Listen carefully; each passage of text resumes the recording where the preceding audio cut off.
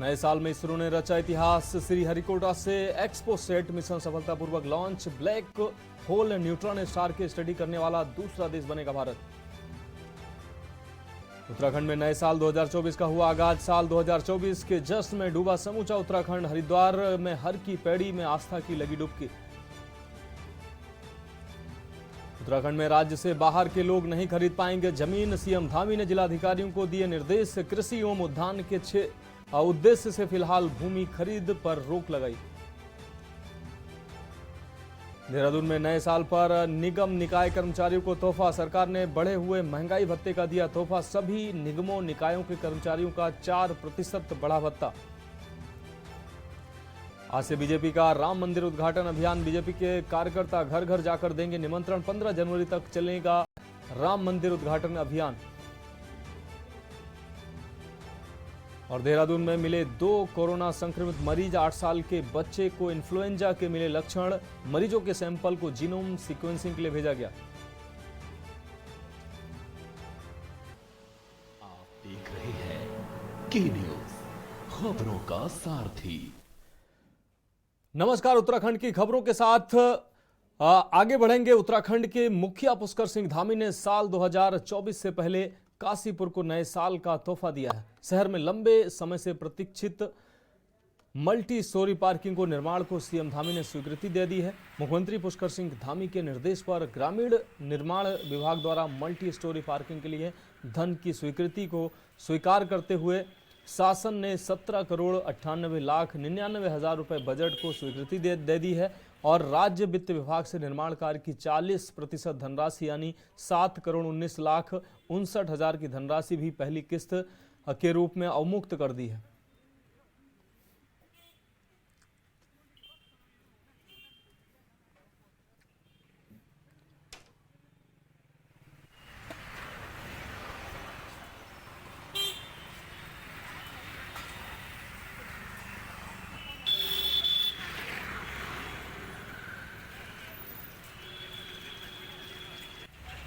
हमारे प्रदेश के यशस्वी मुख्यमंत्री माननीय पुष्कर सिंह धामी जी जो काशीपुर से बहुत अगाध प्रेम रखते हैं, बार बार उनका आना होता है और काशीपुर के बच्चे बच्चे का नाम भी उन्हें अपनी जुबान पर उनके रटा हुआ है। वास्तव में काशीपुर के इतिहास में पुनः एक युग परिवर्तन होने वाला है। आपसे पहले तिवारी जी विकास पुरुष के रूप में काशीपुर में जाने गए, लेकिन आने वाले समय में उनसे बड़े विकास पुरुष के रूप में हमारे प्रिय धामी जी आज से काशीपुर में जाने जाएंगे। उन्होंने काशीपुर के लिए 18 करोड़ की बहुमंजिला पार्किंग की अभी घोषणा की और इतनी जल्दी उसका पैसा मुक्त किया। इससे काशीपुर को जो जाम की शिकायत है और लोगों को पार्किंग की परेशानी इससे तो मुक्ति मिलने वाली है। इसके अलावा जो एसपी का ऑफिस है, सरकारी ऑफिस भी उसमें बनने वाले हैं। आज अगर हम बात करें तो काशीपुर को एक पार्किंग इतनी बड़ी 18 करोड़ की पार्किंग ही नहीं दी, उन्होंने 28 करोड़ के 2 और प्रोजेक्ट, जिसमें हमारी लक्ष्मी माइनर का रोड का कवर, नहर का कवर करके रोड बनाना और जो हमारी महादेव नहर है इसका भी बाईपास के रूप में कवर करके रामना रोड से रोड को जोड़ने का काम तुरंत ही शुरू होने वाला है, जिसका ठेका हो चुका है और मैं उम्मीद करता हूँ कि अगले आगामी 1-2 माह में वो कार्य शुरू हो जाएगा। इसके अलावा काशीपुर में इतना बड़ा आप देखिए इंडस्ट्रियल डेवलपमेंट होने वाला, आईटीसी का 5,000 करोड़ का इन्वेस्टमेंट नेपा जो कि काशीपुर के पास, हेमपुर के पास जगह है, उसमें आने वाला है। और बहुत बड़ी एक खुशखबरी काशीपुर वालों के लिए है कि अलीगंज रोड पर जो नेपा की 1000 एकड़ जमीन पड़ी थी उसमें भी बिरला टेक्सटाइल एक अपना बहुत बड़ा प्रोजेक्ट यहाँ पर लेके आने वाली है। अब बढ़ेंगे अगली खबर की ओर। उत्तराखंड को पर्यटन के मानचित्र में लाने के उद्देश्य से ऋषिकेश में फोटो प्रदर्शनी का आयोजन किया गया, जिसमें उत्तराखंड की खूबसूरती को कैमरे में कैद करने और इसे दुनिया के सामने लाने का अनूठा प्रयास किया जा रहा है। आपको बता दें, ऋषिकेश के त्रिवेणी संगम पर किया गया ये कार्यक्रम का शुभारंभ महिला आयोग के अध्यक्ष कुसुम कंडवाल एवं टीडीसी के निदेशक कार्मिक शैलेंद्र सिंह ने किया।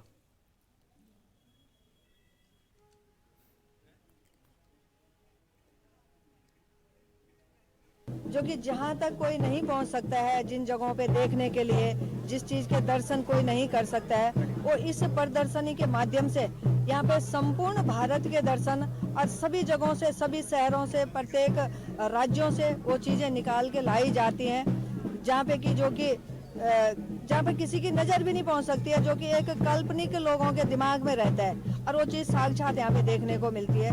उस चीज़ के लिए मैं बहुत बहुत बधाई दूंगी, बहुत शुभकामनाएं दूंगी। और सभी लोग यहाँ पे आशीष डोभाल भैया, सबसे पहले तो मैं आप सबको नव वर्ष की हार्दिक शुभकामनाएं देती हूँ। ईश्वर आप सब स्वस्थ रहें, फले फूले और खूब उन्नति करें। दूसरा, जो आज ये एग्जीबिशन लगी है, ये बहुत ही सुंदर उत्तराखंड की ओर से लगी है, लेकिन मैं देख रही हूँ इसमें पूरी दुनिया के फोटोग्राफ्स इसमें शामिल हैं और बहुत ही अच्छे तरह से ये फोटोग्राफ्स बनाए। मैं बहुत बहुत शुभकामनाएं देती हूँ। मैडम, आप खुद सोच लीजिए, मैं मतलब टीडीसी मैनेजमेंट का ही एक हिस्सा हूँ और नए वर्ष के दिन आज हमारी इतनी एक्टिविटीज़ होती हैं, प्रोजेक्ट्स की भी अपनी, और वो सब छोड़ के मैं आपके साथ त्रिवेणी घाट में यहाँ हूँ। अब इससे बड़ा और एक उदाहरण और क्या हो सकता है। और वैसे अब मेरे शब्दों के बोलने का नहीं है, आप सब जानते ही हैं, आप सब लोकल हैं, हमारे जितने भी इनिशिएटिव्स होते हैं सोशियो इकोनॉमिक, खासकर जो हमारे लोकल पॉपुलेशन को जो इफेक्ट करते हैं, जो उत्तराखंड करते हैं, वो हमारे सबसे महत्वपूर्ण है। अब रुक करेंगे अगली खबर का। बागेश्वर जिले के अंतर्गत कपकोट विधानसभा के केदारेश्वर मैदान में सूबे के मुख्यमंत्री पुष्कर सिंह धामी कल 11 बजे मातृशक्ति उत्सव का उद्घाटन करेंगे। कार्यक्रम की जानकारी देते हुए डीएम अनुराधा पाल का कहना है कि मुख्यमंत्री के दिशा निर्देशों के आधार पर जिला प्रशासन द्वारा ये कार्यक्रम किया जा रहा है। कपकोट के केदारेश्वर मैदान से मुख्यमंत्री के माध्यम से बागेश्वर प्रशासन यह संदेश देना चाहता है कि नववर्ष के रंग मातृशक्ति के संग कार्यक्रम में महिलाओं को सम्मानित भी किया जाएगा।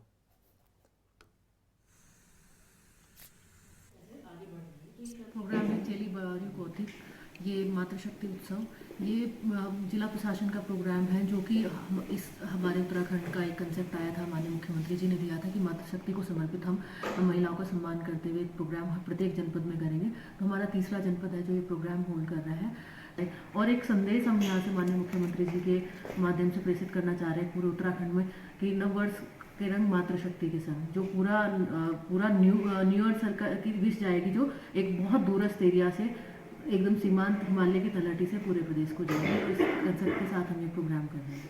महिलाओं को सम्मानित किया जाएगा। हमने कुछ फील्ड से महिलाएं चुनी है, चाहे वो हमारी आशा कार्यकर्ती हो जो हमारी बहुत अच्छा काम कर रही है, कोई सीएचओ वर्कर है बहुत अच्छा काम कर रही है।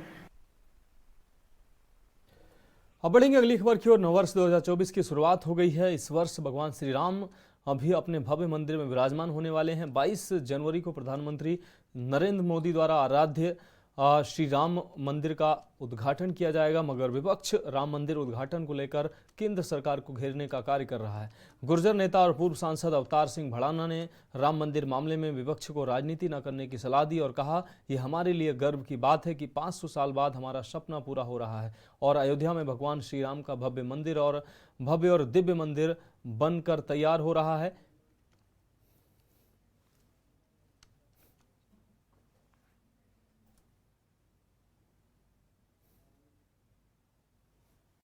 वर्षों की तपस्या है, न जाने कितने लोग इसमें कुर्बान हो गए हैं, कितनी बड़ी कुर्बानियां हैं। आज से नहीं, न जाने कितने दशक हो गए, कितनी पीढ़ियां चली गई। इससे बड़ी खुशी की बात क्या हो सकती है कि वो हमारी आत्मा का मंदिर है, वो हमारी आस्था का मंदिर है। ये देश की जनता भोली है पर मूर्ख नहीं है। कोई ये समझता हो कि किसने क्या किया है, उसे देश की जनता पहचानती भी है, समझती भी है। लेकिन कुछ लोग हैं जो सत्ता और शासन और ताकत के बल में थोड़ा सा उन चीज़ों को डिनाई कर जाते हैं, बच जाते हैं और समझते हैं अब तुम हो। जिन व्यक्तियों ने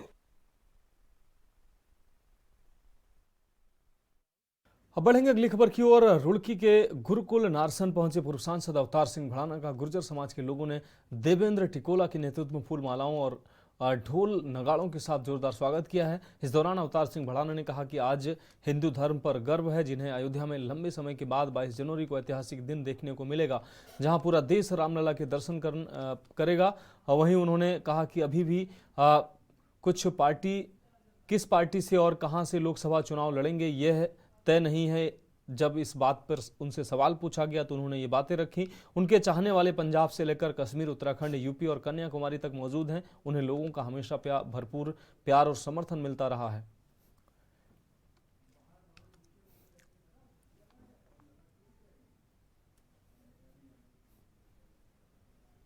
किसान का बेटा हूँ और किसान के दर्द को समझता हूँ। मेरे मन में उसके दर्द को लेके जब भी किसानों को इशू होता है उसे उठाता हूँ। कई बार मैं पार्टी दलों से ऊपर उठ जाता हूँ। किसानों का जब मुद्दा था, जब हजारों लोग हमारे बेघर हो गए थे, हमारे लोग शहादत दे दी थी, उस वक्त भी मैंने माननीय मोदी जी को मैंने ये प्रार्थना की थी कि मोदी जी आप अपने मन की बात सारे देश के लोगों को कहते हैं, अपने मन की बात। इन किसानों के मन की बात भी अगर 2 मिनट सुन लेंगे तो कोई हर्ज नहीं है। मैं माननीय योगी जी का मेरा काफी 17 वर्ष का साथ रहा है। मैं उनके साथ उस पार्लियामेंट में, लोकसभा में रहा हूँ। उनसे भी बड़ी उम्मीदें लगी हैं उत्तर प्रदेश के लोगों की, हम सबकी। मैं चाहूंगा कि उनका सबका आशीर्वाद मिलेगा। हम इस देश को और इस राजनीति को अच्छे ढंग से देश के हित में आगे बढ़ाएंगे। अब बढ़ेंगे अगली खबर की ओर। जनपद उधम सिंह नगर के जसपुर ग्राम परता, आपको बता दें पतरामपुर में रेंज में स्थित कालू सैयद बाबा दरगाह उत्तराखंड में प्रसिद्ध है। देश के कोने कोने से लोग इस दरगाह पर आते हैं और अपनी मनोकामनाएं मांगते हैं और सच्चे दिल से मांगी हुई मनोकामनाएं भी पूरी होती हैं। लेकिन इस दरगाह का विवादों से भी नाता जुड़ा है।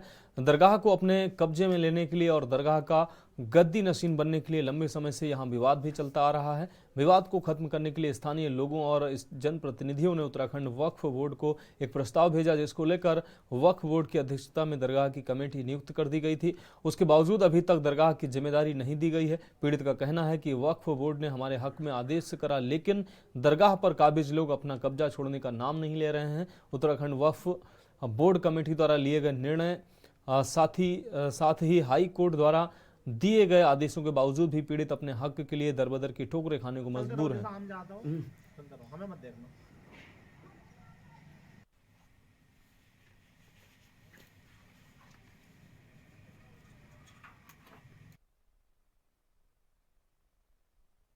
इस पतरामपुर क्षेत्र में वक्फ संख्या 507 बहुत ही प्रसिद्ध मजार कालू सैयद मजार है, जिस पर काफ़ी समय से अब्दुल हमीद नाम के व्यक्ति, अब्दुल हमीद सनो मोखा, वो वहाँ पे काबिज हैं।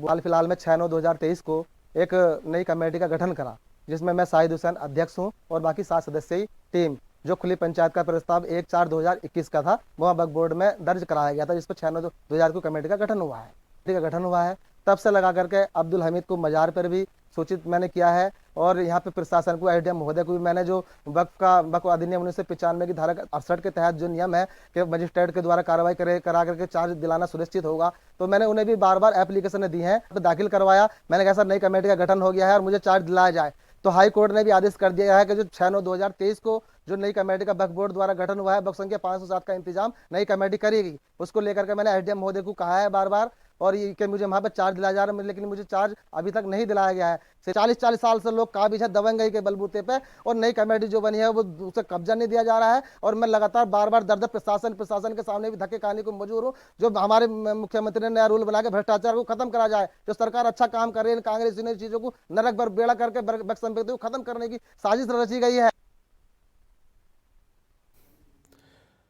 अब बढ़ेंगे अगली खबर की ओर। भारतीय सेना में अपनी अलग पहचान रखने वाली 18 कुमाऊं रेजिमेंट के पूर्व सैनिकों ने अपना 48वां स्थापना दिवस बड़ी धूमधाम से मनाया। कार्यक्रम का आयोजन एक निजी बैंक्वेट हॉल में किया गया। इस मौके पर पूर्व सैनिकों ने सेना में बिताए पलों को याद किया और 18 कुमाऊं रेजिमेंट की गौरवशाली यादों को भी साझा किया। साथ ही सभी ने एक दूसरे को स्थापना दिवस की शुभकामनाएं भी दी। वहीं इस मौके पर वक्ताओं ने बताया कि जनवरी 1976 को भारतीय फौज में 18 कुमाऊं रेजिमेंट की स्थापना की गई थी। कुमाऊं रेजिमेंट के 13 सदस्यों ने सुंदर डूंगा घाटी के दुर्ग कोट चोटी को फतह किया था। यह चोटी समुद्र तल से 5800 मीटर ऊंची है। सेना की किसी भी टुकड़ी ने पहली बार यहां पर चढ़ाई करने में सफलता हासिल की थी। कुमाऊं रेजिमेंट के पर्वतारोही दल ने विपरीत परिस्थितियों का सामना करते हुए इस चोटी पर चढ़ाई की और फतह हासिल की।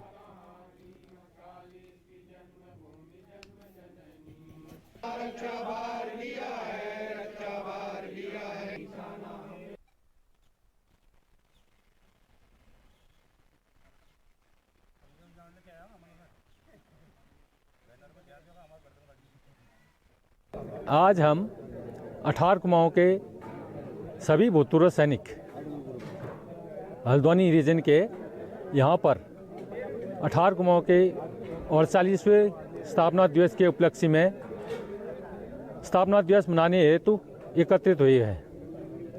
हमारी यूनिट 1 जनवरी 1976 को रानीखेत के मछखाली नामक स्थान पर कर्नल MS बेंस की अध्यक्षता में खड़ी हुई थी। जैसे कि इससे पहले आपने बताया था पलटन के दिवस के बारे में, इस बीच में हमारी यूनिट ने अरुणाचल और ये जो अंडमान निकोबार और ये श्रीलंका में जो अपने अवार्ड स्थापित किए इनको मिले हैं, वो जैसे कि हमारे बैनर में लगे हुए हैं। और पलटन ने अन्य जगहों पर जैसे ऑपरेशन मेघदूत, ऑपरेशन विजय। जय हिंद, राम राम। आज हम बैंकेट हॉल हल्द्वानी में एक इकट्ठे हुए हैं। वीर पलटन का हमारा स्थापना दिवस है। ये जो मेरे साथ में दिखाई दे रहे हैं सभी लोग हम एक ही यूनिट के हैं और एक ही परिवार के हैं। और जैसा कि एक फौजी माहौल हम रहे हुए इकट्ठे, वो फौजी माहौल हमारे साल में एक बार बनता है।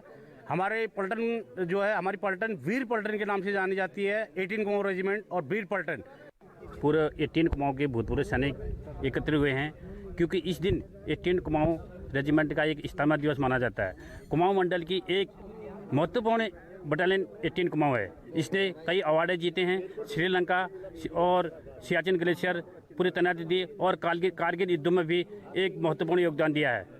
आज हम एकत्रित होकर हम हर साल इसी तरह मनाते हैं अपना स्थापना दिवस। उत्तराखंड की खबरों में वक्त एक और ब्रेक का है। ब्रेक के बाद उत्तराखंड की खबरों में आपका स्वागत है। खबर उत्तरकाशी के बड़कोट से है, जहां बुद्धि सिंह रावत इंटर कॉलेज बड़कोट में यमुनोत्री विधायक संजय डोभाल ने दीप प्रज्वलित कर 21वीं राज्य स्तरीय सब जूनियर बालक बालिका कबड्डी प्रतियोगिता का विधिवत रूप से उद्घाटन किया। इस दौरान अतिथियों व प्रतिभागियों के स्वागत के लिए रवाई की संस्कृति में कार्यक्रम किया गया। आपको बता दें, अलग अलग 11 जिलों से आए प्रतिभागियों ने कबड्डी में प्रतिभाग किया। इस राज्य स्तरीय कबड्डी प्रतियोगिता को करवाने में फेडरेशन के अध्यक्ष व समाज सेवी विनोद डोभाल की अहम भूमिका रही। अलग अलग जिलों से आए कबड्डी फेडरेशन के अध्यक्षों का भी सम्मान किया गया।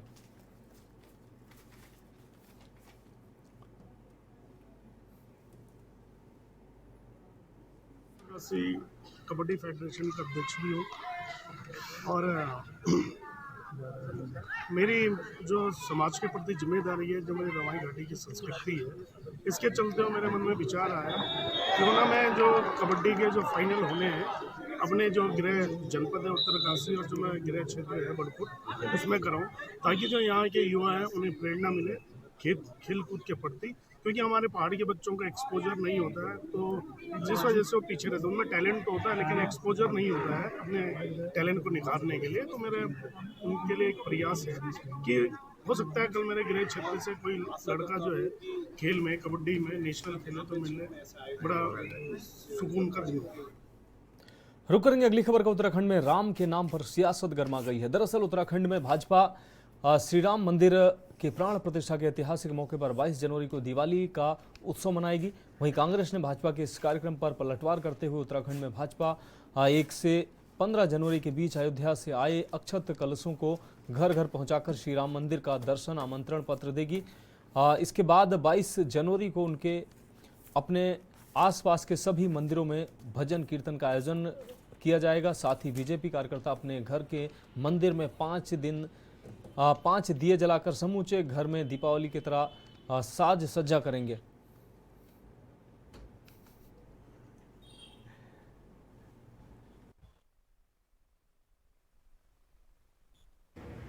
बाईस जनवरी का दिन सभी सनातनी भाई बहनों के अंदर, पूरे विश्व के अंदर जो निवास करने वाले हैं, वो ऐतिहासिक दिन है।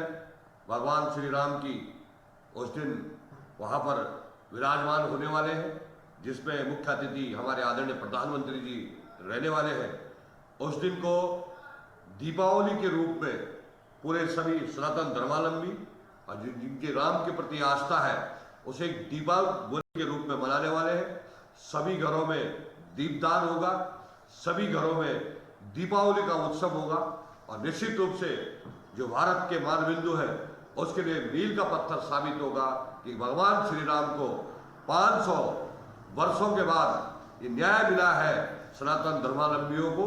निश्चित रूप से जिन लोगों की इस पे इतने लंबे समय तक कुर्बानियां रही उनके लिए भी एक बहुत श्रद्धांजलि होगी। तो उत्तराखंड की खबरों में अभी मेरे साथ इतना ही, मुझे दीजिए इजाजत और आगे आप देखिए कि न्यूज इंडिया का विशेष कार्यक्रम मंथन हमारे प्रधान संपादक दुर्गेन चौहान जी के साथ। आप देख रहे हैं के न्यूज, खबरों का सारथी।